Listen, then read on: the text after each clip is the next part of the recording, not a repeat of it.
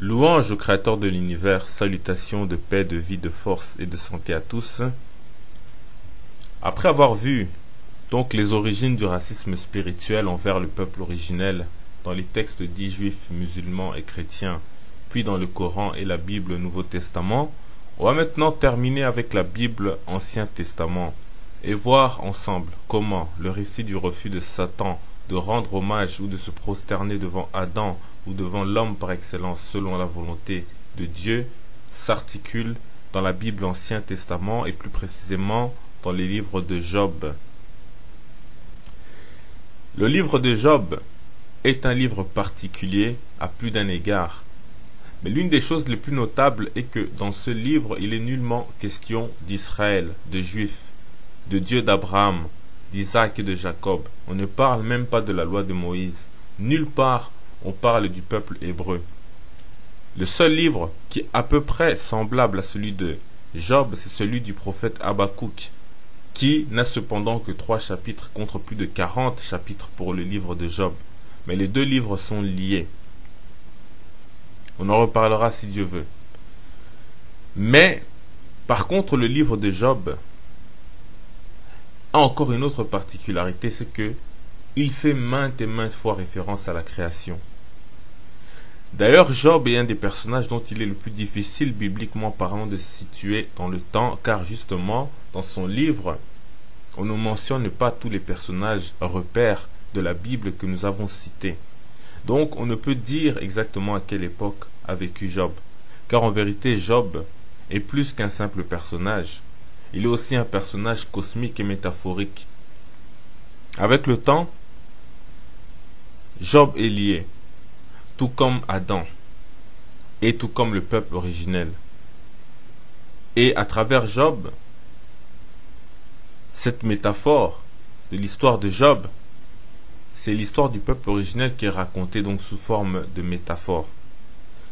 Donc dans le livre de Job, on est dans un contexte spirituel et symbolique universel, et qui dit universel dit peuple originel, et qui dit peuple originel dit l'homme noir originel, donc Adam, d'où le fait d'insister entre les trois liens entre Israël et le peuple originel, que malheureusement souvent on cherche à trop séparer. Donc Job est symboliquement l'hypostase de Adam, il est la métaphore de Adam.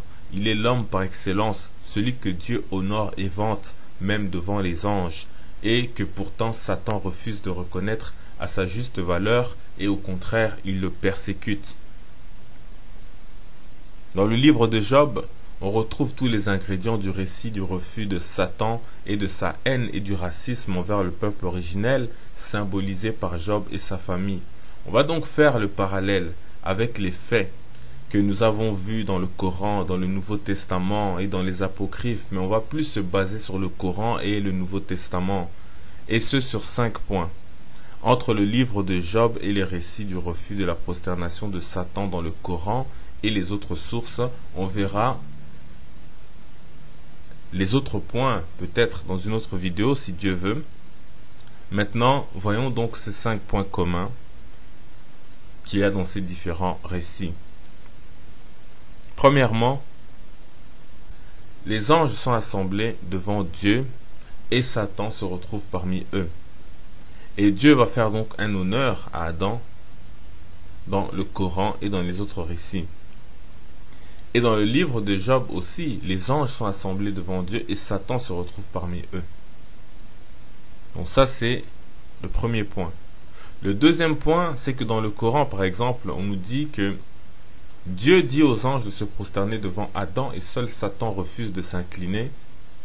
Et il se trouve que dans le livre de Job, Dieu présente Job devant Satan et les anges comme sa créature parfaite qui fait sa volonté. Et seul Satan conteste.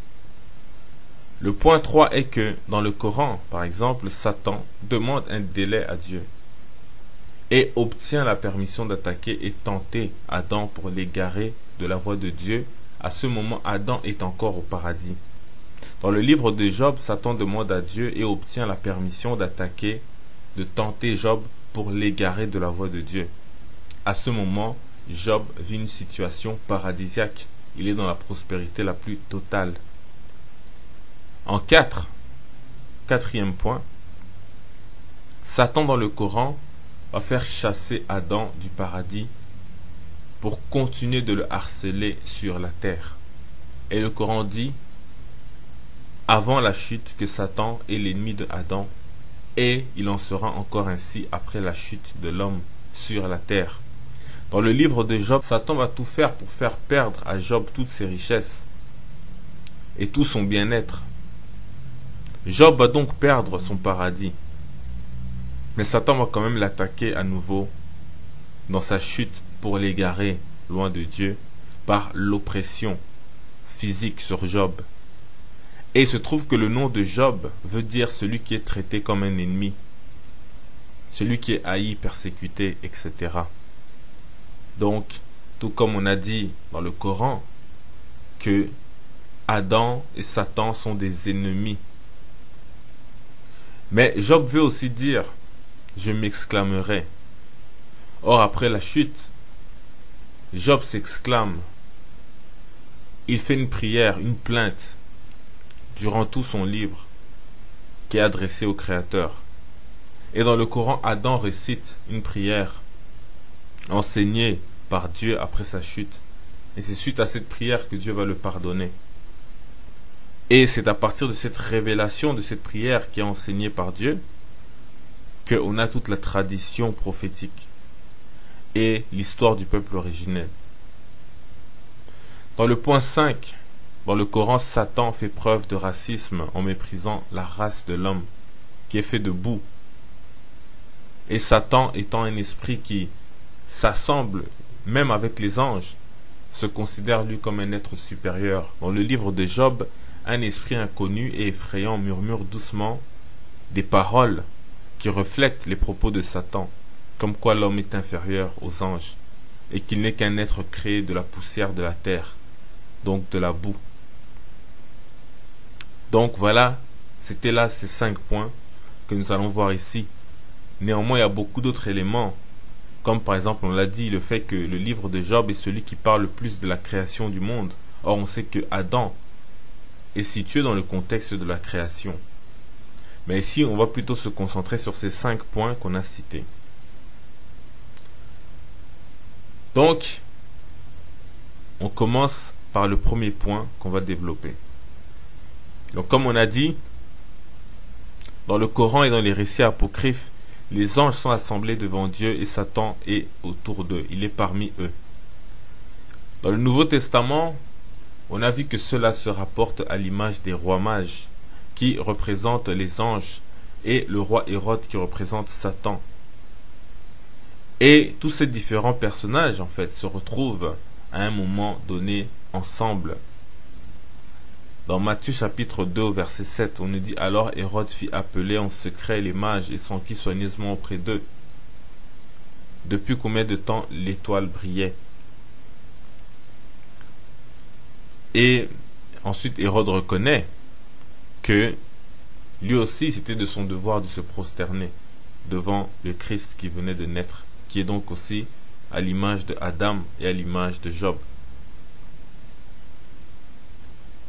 Dans le livre de Job, par contre, on nous dit, dans Job chapitre 2, verset 1, « Or les fils de Dieu vinrent un jour se présenter devant l'Éternel, et Satan vint aussi au milieu d'eux se présenter devant l'Éternel. » Point. Donc ça, c'était pour le premier point. Donc, les anges sont assemblés, Satan est parmi eux. C'est le cas qu'on retrouve aussi dans le Coran, dans le Bereshit Rabbah, etc. Le deuxième point, c'est que dans le Coran, on nous dit que Dieu dit aux anges de se prosterner devant Adam et seul Satan refuse de s'incliner. Or, cette prosternation n'est pas une adoration classique, c'est une adoration indirecte envers Dieu, qui donne l'ordre de rendre un hommage à Adam, sa nouvelle créature. Dans la sourate 20, au chapitre 116, on nous dit « Lorsque nous ordonnâmes aux anges de se prosterner devant Adam, ils se prosternèrent tous sauf Satan qui s'y refusa. » Point. Dans le Nouveau Testament, on nous dit, dans Hébreux chapitre 1, verset 6, « Et lorsque il introduit de nouveau dans le monde le premier-né, il dit, que tous les anges de Dieu l'adorent. Point. Et dans les évangiles, les rois mages disent dans Matthieu chapitre 2 au verset 2 et 3, et dire où est le roi des Juifs qui vient de naître, car nous avons vu son étoile en Orient, et nous sommes venus pour l'adorer. Le roi Hérode ayant appris cela fut troublé, et tout Jérusalem avec lui. Point. Dans le livre de Job, pendant que les anges sont assemblés, Dieu fait des honneurs et des éloges à Job devant Satan, qui refuse de lui reconnaître ses qualités et le conteste, tandis que aucun ange par contre lui ne conteste. C'est ici donc l'image du refus de se prosterner ou de rendre hommage devant la créature que Dieu veut honorer. Job chapitre 1 verset 8 à 10, on nous dit: l'Éternel dit à Satan: as-tu remarqué mon serviteur Job? Il n'y a personne comme lui sur toute la terre. C'est un homme intègre et droit, craignant Dieu et se détournant du mal. Et Satan répondit à l'Éternel: est-ce d'une manière désintéressée que Job craint Dieu? Ne l'as-tu pas protégé, lui, sa maison et tout ce qui est à lui? Tu as béni l'œuvre de ses mains, et ses troupeaux couvrent le pays, couvrent toute la terre. Point.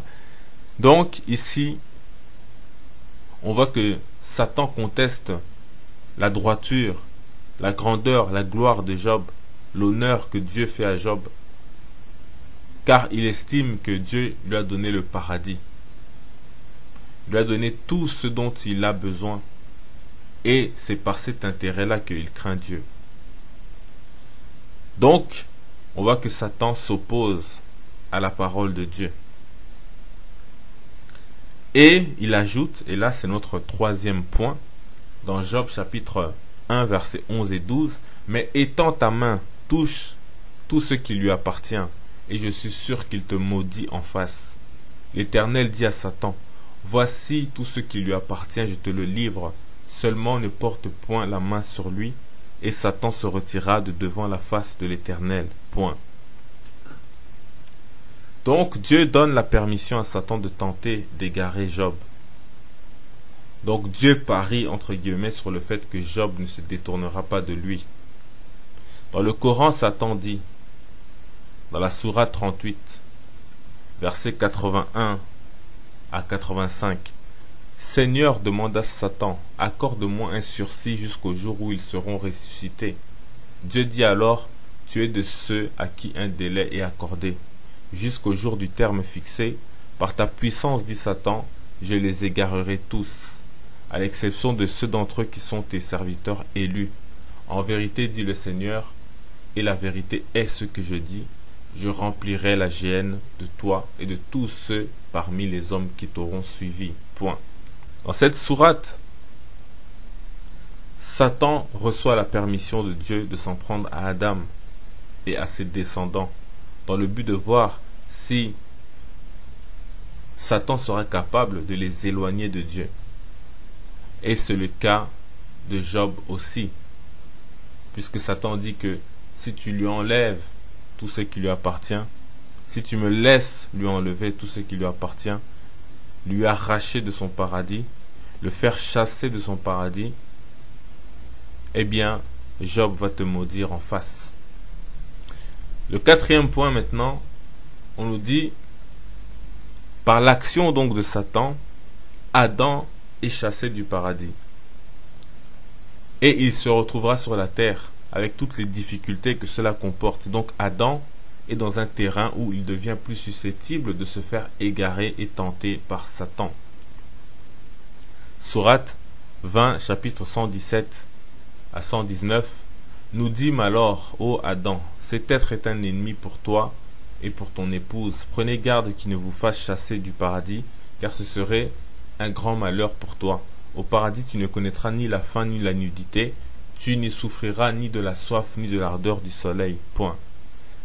Dans la sourate 7, chapitre 22, on nous dit: le Seigneur les interpella alors: ne vous ai-je pas interdit cet arbre? Ne vous ai-je pas dit que Satan était votre ennemi déclaré?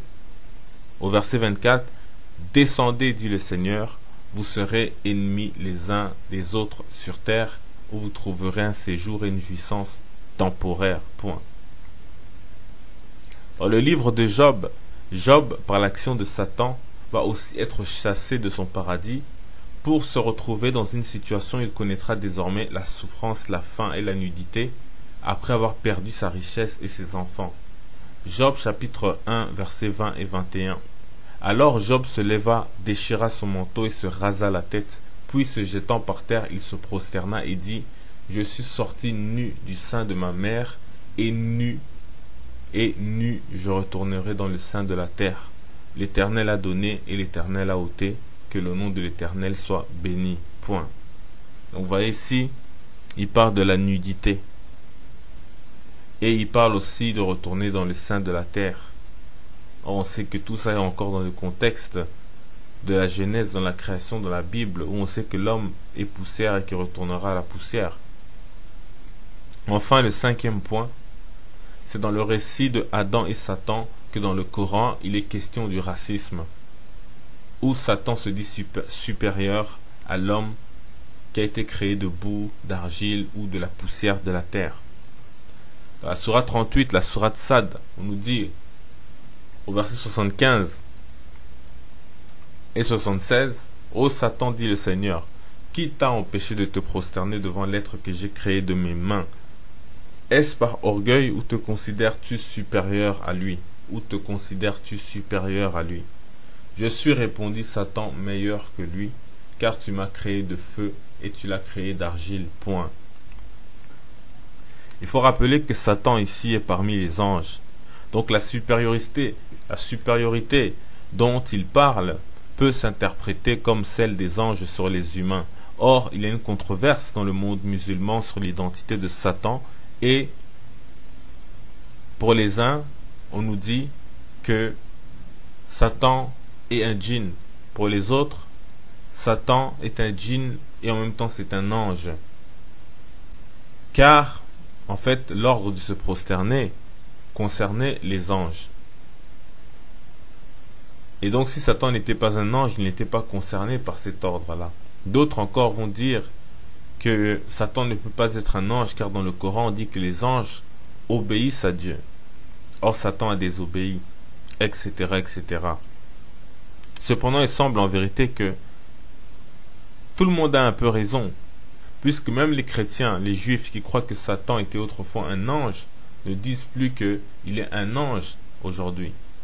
Mais on va dire que c'est un diable, c'est un mauvais esprit, c'est un démon, etc. Ce qui veut dire que Satan est passé de l'état d'ange à celui de djinn, de démon, de génie, de tout ce que vous voulez. Et cela par la désobéissance, par la rébellion. Et cela est plus cohérent, même par rapport au Coran qui dit dans la sourate 18, la sourate de la caverne: Rappelle-toi lorsque nous avons dit aux anges, prosternez-vous devant Adam. Ils se sont tous prosternés à l'exception de Satan, qui était du nombre des djinns et qui refusa d'obéir à l'ordre de son Seigneur. Point. Or, l'autre version de cette histoire dans le Coran dit dans la sourate 38, seul Satan refusa par orgueil d'obéir, se rangeant ainsi du côté des rebelles.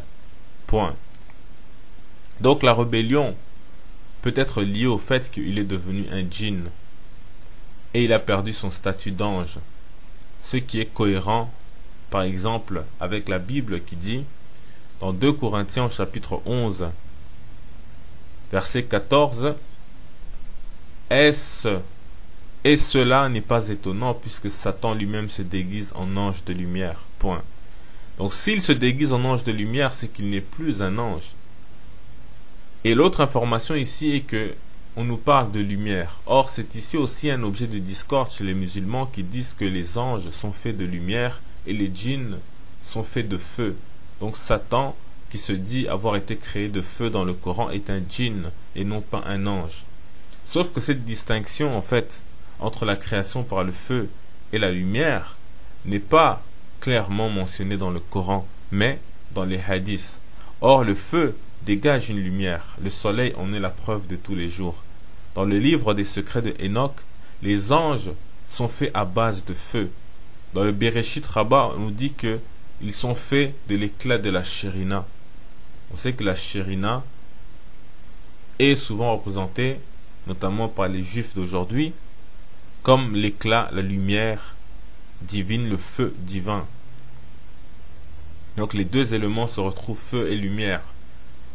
Et même la Bible, qui ici a parlé de se déguiser en ange de lumière, dit pourtant dans Hébreux chapitre 1 verset 7, de plus au sujet des anges, il dit, il a fait de ses anges des esprits et de ses serviteurs une flamme de feu. Donc ces serviteurs-là, ce sont encore les anges qui sont une flamme de feu. Donc, on peut raisonnablement dire que même dans le Coran, Satan est d'abord un ange, puis un djinn. Mais bon, Dieu seul sait mieux. Dans ce cas, dans le Coran, Satan se considère supérieur à l'homme car lui, il est fait de feu et l'homme est fait de boue. Il se considère supérieur de par sa nature d'ange ou de djinn, si vous voulez. Or, voici ce que nous dit le livre de Job. Quand un être ou un esprit effrayant est passé proche de l'un des trois amis de Job, qui s'adresse à Job, et cet être a murmuré des paroles qui sont tout simplement en rapport avec la supériorité et l'infériorité entre les anges et les êtres humains. Donc cet esprit reprend symboliquement les propos de Satan dans le Coran. Job chapitre 4 verset 14, on nous dit: je fus saisi de frayeur et d'épouvante, et tous mes os tremblèrent. Un esprit passa près de moi, tous mes cheveux se hérissèrent, une figure d'un aspect inconnu était devant mes yeux, et j'entendis une voix qui murmurait doucement: l'homme serait-il juste devant Dieu? Serait-il pur devant celui qui l'a fait? Si Dieu n'a pas confiance en ses serviteurs, si Dieu n'a pas confiance en ses serviteurs, s'il trouve de la folie chez ses anges, combien plus chez ceux qui habitent des maisons d'argile? On s'arrête ici un instant. Quand on dit maison d'argile, ça peut être le corps de l'homme qui est fait d'argile. Donc, combien plus chez ceux qui habitent des maisons d'argile, qui tirent leur origine de la poussière et qui peuvent être écrasés comme un vermisseau. On s'arrête ici un instant pour dire, vous voyez comment il compare les humains par rapport aux anges. Il les dévalorise totalement en disant, ils ne sont faits que d'argile. Ils tirent leur origine de la poussière de la terre. Et il termine en disant au verset 20, du matin au soir, ils sont brisés. Ils périssent pour toujours et nul n'y prend garde. Donc, nul ne s'en inquiète. Nul n'en fait attention. Donc, c'est des paroles à méditer. Pourquoi cette comparaison entre les hommes et les anges, où on insiste que l'homme n'est fait que de la poussière de la terre, et qu'en réalité, il ne vaut pas grand-chose. Et le chapitre 1 du verset 1 du chapitre 5 dit: crie maintenant, qui te répondra? Auquel des saints t'adresseras-tu?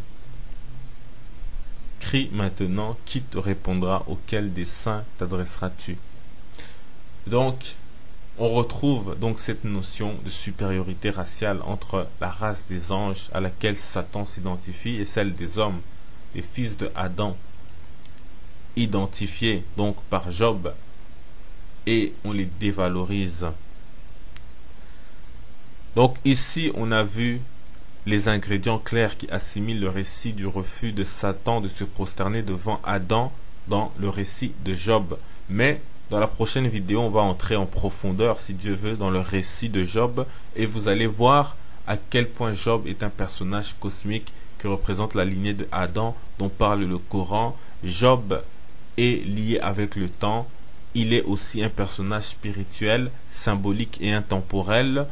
On ne dit pas que Job n'a jamais existé en tant que personnage, mais on dit que sa dimension la plus importante dans les Écritures est spirituelle et est reliée à Adam et au peuple originel. Mais vous allez voir comment, alors que Job n'est pas un Israélite, le Deutéronome 28 s'applique à lui, et cela démontre que Israël est l'hypostase du peuple originel, tout comme Job l'est pour Adam. Mais pour finir avec Job, dans l'origine du racisme spirituel à l'image du peuple originel, de Adam ou du Christ, il nous faut signaler que Autant pour Adam que pour Job, le but de toutes ces souffrances est simplement de les éloigner de Dieu pour qu'ils soient jugés coupables comme Satan. Si Satan arrivait à égarer l'homme que Dieu a honoré, il aura eu raison de refuser de s'incliner devant lui et de l'opprimer pour pouvoir en vérité révéler sa véritable nature, celui d'un rebelle et d'un mécréant. Or Dieu a confiance en sa créature, raison pour laquelle Dieu permet à Satan de le tenter et de l'opprimer avant de le restaurer au paradis dans toute sa gloire, tout comme il avait permis à Satan de s'introduire au paradis dans le jardin d'Éden pour faire expulser l'homme.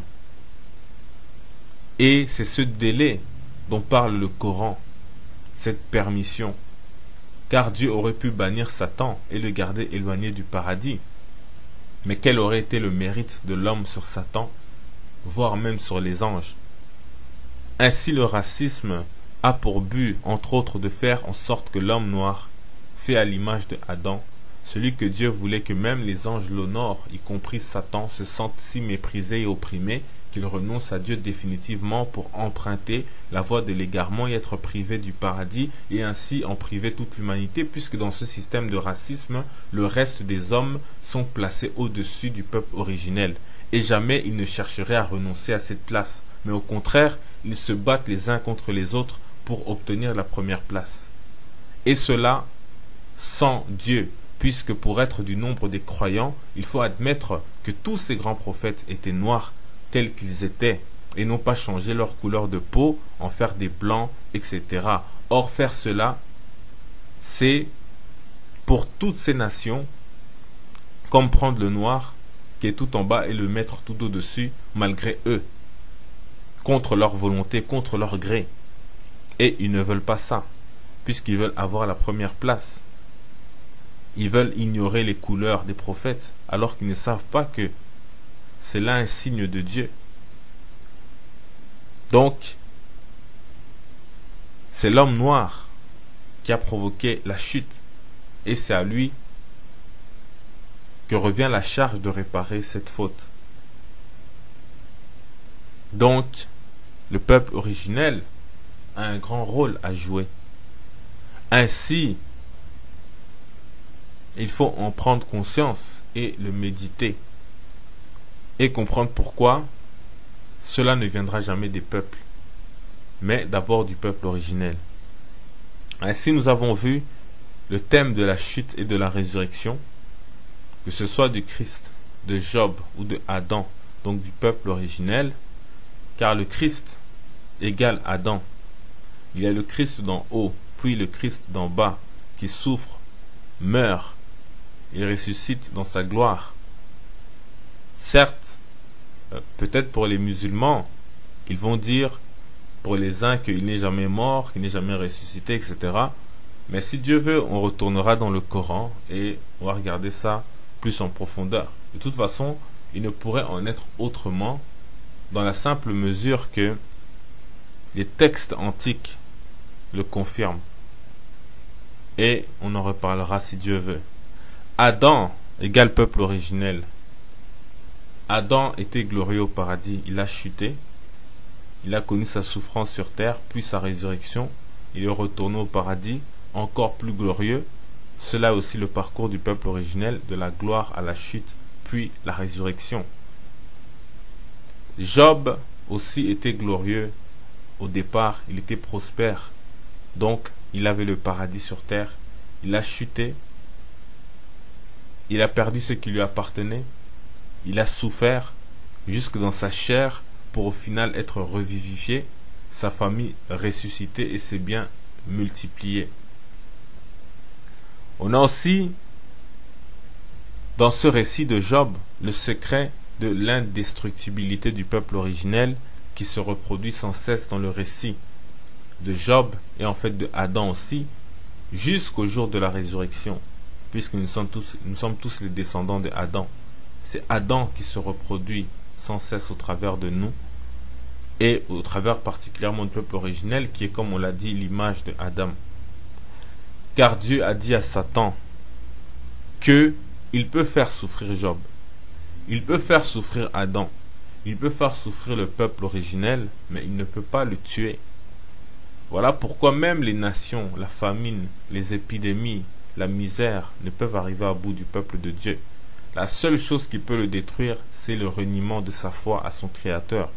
Satan veut que le peuple originel maudisse Dieu, car c'est cela qui peut provoquer sa mort définitive, spirituelle. Donc en conclusion, vous devez en tant que peuple originel garder à l'esprit celui qui est à l'origine du racisme, c'est le diable.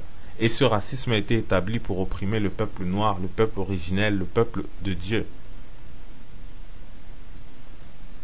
Le diable sait que c'est un homme noir qui lui a donné les clés de la domination du monde et qui a fait que lui, Satan, est devenu le prince de ce monde, donc le chef. Mais il sait aussi que le Messie qui viendra lui arracher les clés de la domination aussi sera noir à l'image d'Adam. Le but de Satan est donc de faire en sorte que le jour où ce Messie viendra, il n'y aura aucun homme encore dans la foi pour le suivre, pour que cela vaille la peine de lui arracher le pouvoir qu'il a usurpé sur le monde. Et de ce fait, Satan doit détruire spirituellement le peuple à l'image du Messie, du Sauveur. Car il n'y a que ce peuple-là qui peut préparer la venue du Messie, car tous les autres peuples, par l'effet du racisme, rejettent tout prophète noir. Donc ils sont incapables d'être le peuple de Dieu et de son Messie à son retour, puisqu'ils rejettent, comme on l'a dit, les prophètes noirs. Ils ne les acceptent pas. Et le peuple originel, lui, même dans son égarement, il croit toujours en Dieu, mais il croit au travers des nations qui lui présentent des prophètes blancs et lui demandent de se soumettre, donc de se renier, d'accepter cette infériorité. Donc l'infériorité qu'on attribue aussi aux prophètes. Et le diable sait donc qu'il doit maintenir le peuple originel en état d'inférieur par rapport aux nations, car si le peuple originel retrouve sa grandeur, les nations accepteront l'idée d'un Messie noir et se réconcilieront avec les prophètes noirs qu'ils ont blanchis par l'effet du racisme. Et les plans de Satan vont commencer à être déjoués. On a vu que selon ces récits du refus de Satan de se prosterner devant Adam et dans la symbolique du livre de Job, que ce ne sont pas les hommes qui sont à l'origine du racisme, mais bien c'est Satan lui-même.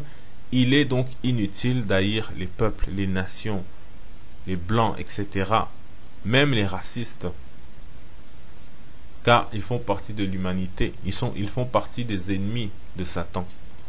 Mais Satan les manipule contre le peuple originel, parce qu'il les manipule contre l'image d'Adam et du Messie.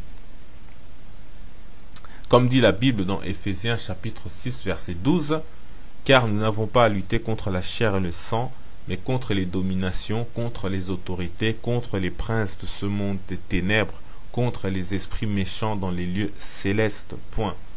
Or Satan est un esprit, et s'il a insisté pour instituer le racisme est donc spirituel. Voilà pourquoi nous avons intitulé cette série « Racisme spirituel ». Maintenant le peuple originel est prévenu. C'est comme pour Job, le secours des humains ne lui servira à rien. On l'a dit, l'homme noir aura beau faire ce qu'il veut, avoir des prophètes, être un génie politique, militaire, un inventeur, un artiste. Le racisme dira toujours c'est un singe. On changera la couleur du génie noir pour en faire un génie blanc ou autre. Ils changeront la couleur des civilisations noires, comme ils l'ont fait avec les prophètes noirs, car c'est le diable qui est aux commandes.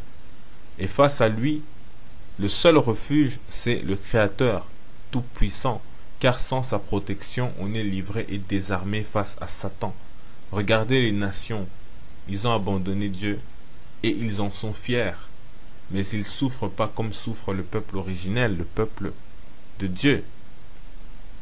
Donc voilà pourquoi il nous faut impérativement revenir à Dieu. On verra si Dieu veut comment cette histoire du racisme et du refus de Satan, son comportement vis-à-vis du peuple originel, se traduit dans la tradition africaine.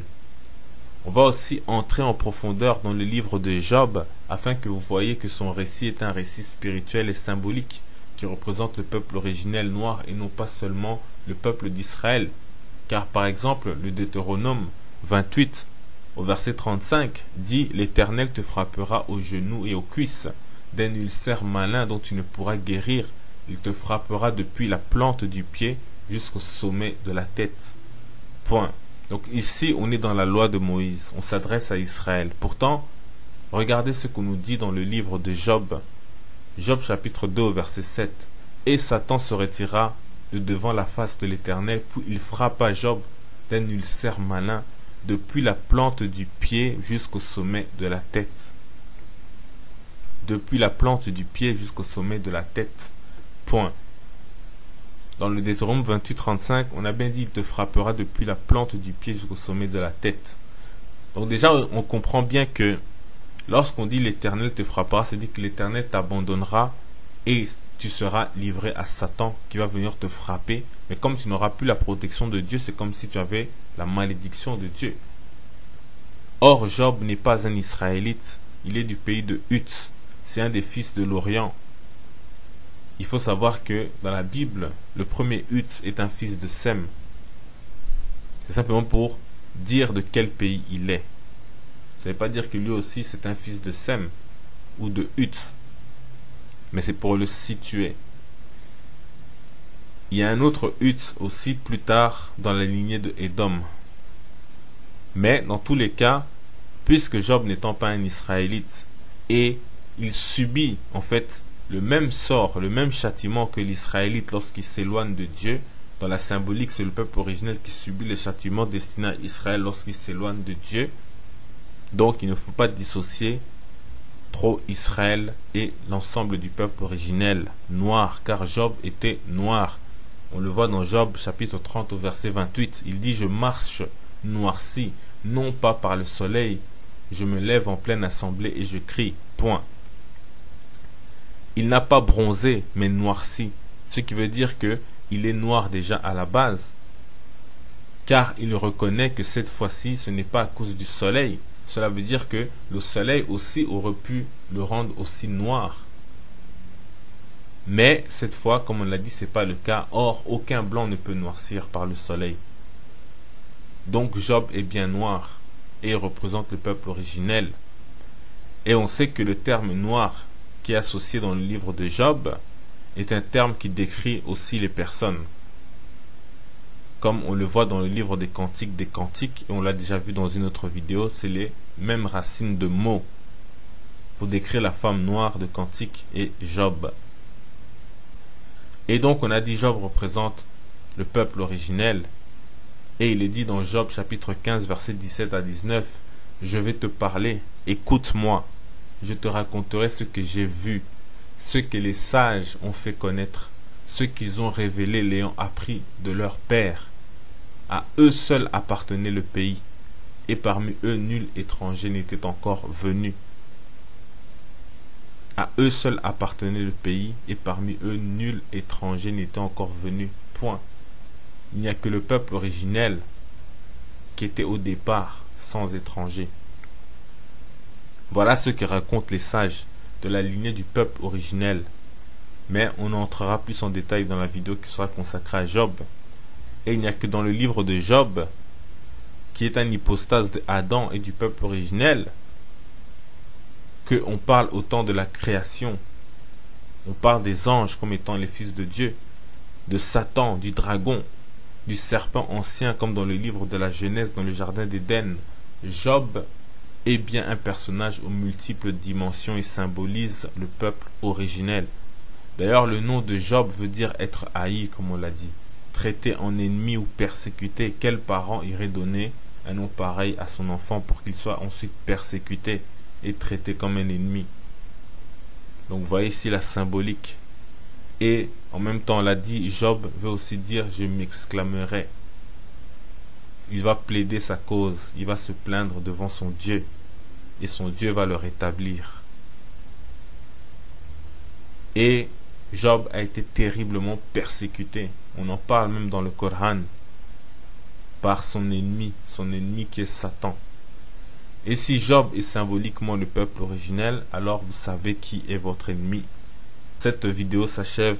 Paix, vie, force et santé en salutation.